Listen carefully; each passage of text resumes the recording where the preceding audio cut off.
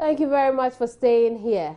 Now, over 1,700 retired soldiers are demanding unpaid allowances and gratuities from the Ghana Armed Forces and the Defense Ministry. The soldiers say they have not received their full emoluments despite several letters and petitions to the Defense Ministry and the Ghana Armed Forces. Some of the aggrieved ex-servicemen came by Joy FM premises complaining they are struggling to survive without the funds after being sent home on compulsory leave. WO1 John Tess speaks for the angry ex-military men. Main concern is our pension pay. We are saying the Ghana Armed Forces underpaid us because for all reliable information we had, the Ministry of Finance has released the money to the Ghana Armed Forces. And we have a copy of a pay advisory slip from the Forces Pay Office that says that they use the old method of assessing pension gratuity to work our pension pay. And even they've stated it in the pension advisory slip that our 20% and the 100% was paid, they used the old pay to pay us. And even in it they said that when government approved funds for them, then they will reimburse it. And 4 years down the line, they've not given us. You see, and how much were they supposed to give you?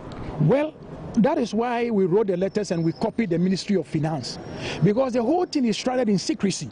And I don't see why pay and allowances of soldiers should be a secret. It has the lowest degree of precedence that is restricted. In other words, the lowest classification.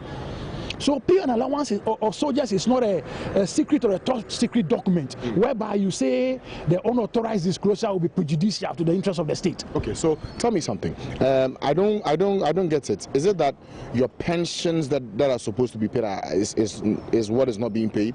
They've given us our pension pay, but the money they gave us is not what the Ministry of Finance approved for them to give us. The Ministry of Finance released 80,000 Ghana cedis plus as their 80%. That is 800 million old Ghana cedis.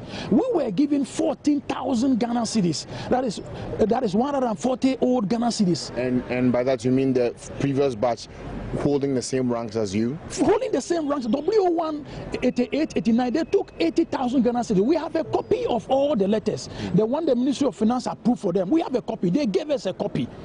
Our transport allowance, they gave us 4,400 Ghana cedis. They had 24,000 Ghana cedis. Why the disparity?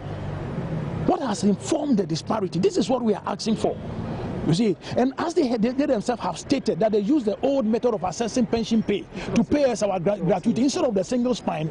So we are demanding that the single spine, what the Ministry of Finance approved for us, that is what we are demanding that they should give us. Now, you've been making this demand for quite some time. How many of you are affected by this? Like I said, we are close to 1,700 soldiers. You've written a number of letters to authorities for answers. They haven't responded. What's your next line of action? Oh, for tomorrow, we've sent a message to all our colleagues, because tomorrow we gave the